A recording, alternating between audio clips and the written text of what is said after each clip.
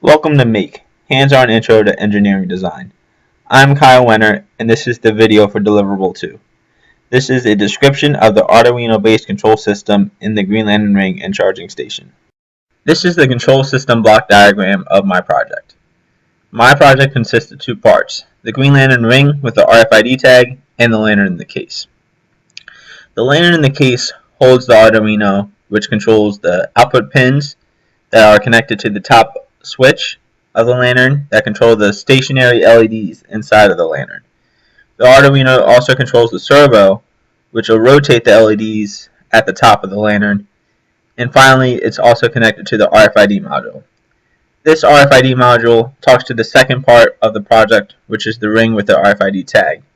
It'll detect the ring and it'll set the output pins to turn the LEDs on. This is all controlled through a USB cable.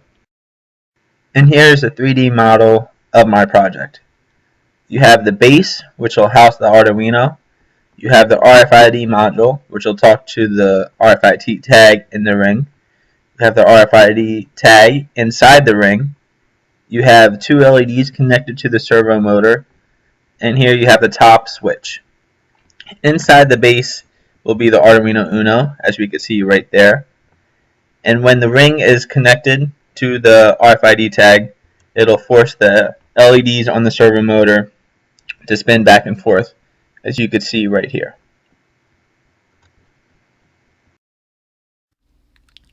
This is the circuit to the Green Lantern Ring charging station. As you can see, I have my RFID module, my two 3x8 decoders which control these LEDs, and I have my servo motor. How my circuit will work is I'll have my RFID module, which is this thing right here, and I'll plant that into my ring, and you can see the parts right down here that I 3D printed. That's without the paint, and this is what it'll look like after I paint it. I'll take this RFID module and I'll put it up to the tag, and as you can see, the circuit runs, and then when I pull the tag away, it stops. Now that the circuit is shown to be working, I will be placing it inside the lantern.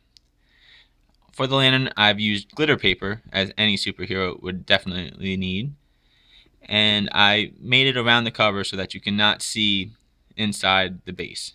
This will allow the circuits to be close to the window and still give off the lights that'll go through without being seen. And the base holds the Arduino, and as you can see, I've used a USB cable to power it, and I've made it go into the base with a clean incision.